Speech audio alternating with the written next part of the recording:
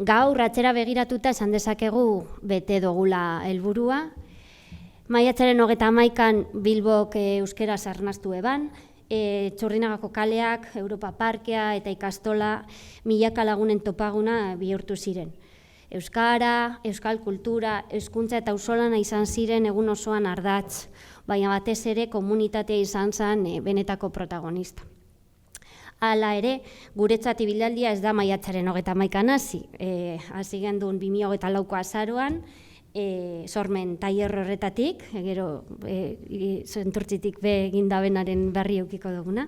Eta ordutik hona Bilbon zehar egin ditugun ekintza guztietan eraiki da. Herri kiroletan, ibilkrosean, herria dantzan ibilaldian martxan ekimenean, Arriagan egin gendun kantaren aurkezpenean, auzoz auzo egindako jardueretan eta bereziki 100 pertsonen egunerako lan isilean. Horregaitik gaur balorazio bat egin behar badugu, ez dugu jaiaz bakarrik hitz egin nahi, prozesu osoaz hitz egin nahiko genuke, eta prozesu horrek utzi digun ondarerik handiena pertsonak dira. Arro esan dezakegu aurtengo ibilaldia komunitatetik eta komunitatearentzat eraiki dugula, gure ikasleek, familiek, langileek, ikasle hoiek, voluntarioek, auzoko eragileek eta bidelagun izan ditugun erakunde eta elkarteek egin dute posible.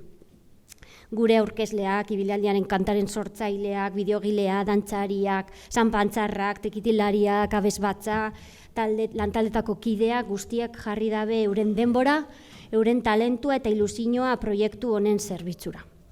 Eta horrek erakutsi digu badagoela euskararen inguruan elkartzeko gogoa, badagoela auzolana bizirik eta badagoela komunitate sendo bat erronka handiei elkarrekin erantzuteko prest dauena. Guztion ekarpen txikiek egin dute posible hain handia izan den ibilaldi hau. Kirinkinorentzat gainera, esperientzia honek arrasto sakona utzi du. Baliabide ekonomikoa garrantzitsua dira noski, baina benetako altxorra prozesuan sendotu diren harremanak, sortu diren bizipenak eta indartu den komunitatea izan dira. Horiek dira etorkizunera eramango ditugunak. Eta gaur, ziklo bat izten dugun bezala beste bat irekitzen da. Ibilaldiaren lekukoa Santurtziko bihotz gaztea ikastolari pasatzen diogu. Ziur gaude ilusioz, konpromisoz eta indar handiz biziko dutela datorren erronka. Eta bihotzez, opa diegu, guk bizi izan dugun esperientzia aberazgarria beraiek ere bizitzea. Euskaraz ez dakidan arren, nire lau seme alabak euskara eta euskal kulturan hasi daitetzen nahi izan du beti. Eta horregatik aukeratu nuen ikastola.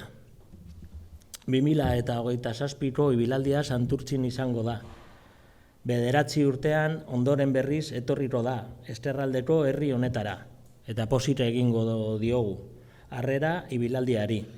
Dagoeneko hasita gauden lanean batzorde ezberdinetan maiatzaren 30ean ibilaldi eder bat antolatzeko. Euskara erdigunean jarrita, kulturaren adierazpide ezberdinekin lotutako ekintzak antolatu nahiko genituzke. Eta horretarako ez dugu lan hori bakarrik egin nahi, Santurtzin badira hainbat herriko eragile, hainbat euskaltzale, hainbat sare, haiekin lanean egin nahiko genuke, haiekin lankidetzan, gure asmoa badelako herriko eragile horiekin guztiekin lankidetzan aritzea, eta saretze bat lortzea, Santurtzin ere euskara bizirik dagoela aldarrikatzeko. Horrez gain noski ikastolaren proiektua bera ere bultzatu nahiko genduke eta sendotu, 60 urte ditu ikastolak, baina beste horren beste eta gehiago egin bete nahiko genituzke, eta horretarako beharrezkoa dugu ibilalditik lortzen diren ekarpenak. Eta aipatu duten bezala gure kideek, ibilaldia auzolanaren adierazpide bikain bada, auzolanean antolatzen da ibilaldia, eta horretarako familiak, ikasleak, ikastolako langileak, herriko eragileak, ikastolako kideak hartzen dute parte ibilaldi honen antolaketan, eta horiekin guztiekin nahiko genuke ikastolaren komunitatea sendotu, trinkotu eta aurrera egiten jarraitu.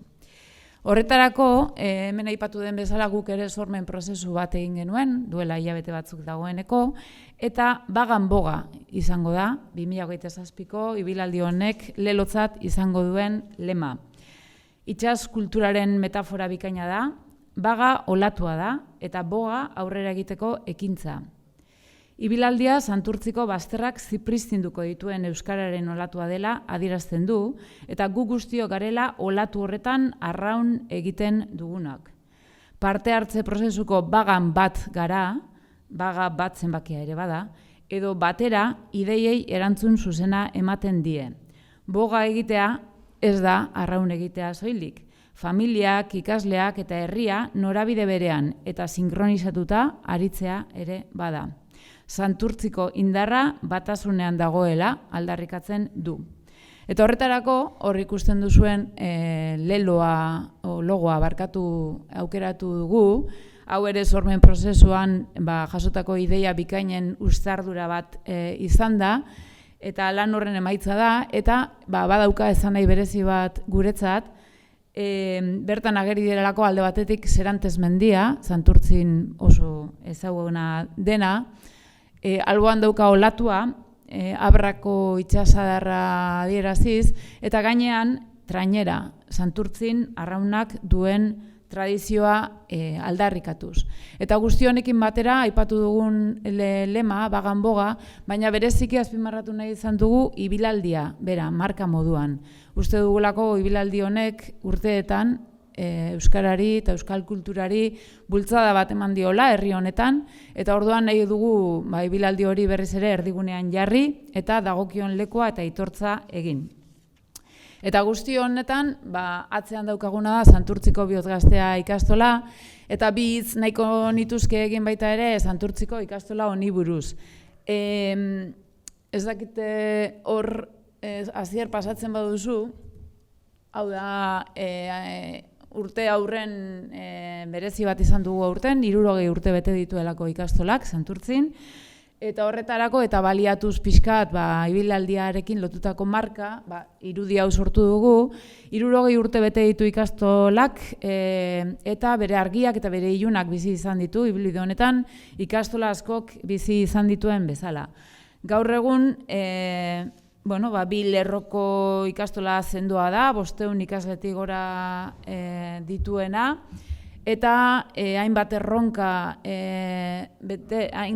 ditu aurrera begira jarraitzeko ere. Ikastola nomada izan da gurea, Santurtziko herri asko edo leku asko hobeto esan da ezagutu dituena, baina gaur egun Donibane auzuko egoitzan egonkortu den proiektu sendoa da gurea. Santurtzikoak gainerako 114 ikastolekin batera Euskal Herriko ikastolen proiektu nazionala eratzen du eta parte aktibo eta arro esaten dugu mugimendu horren parte ere bagarela.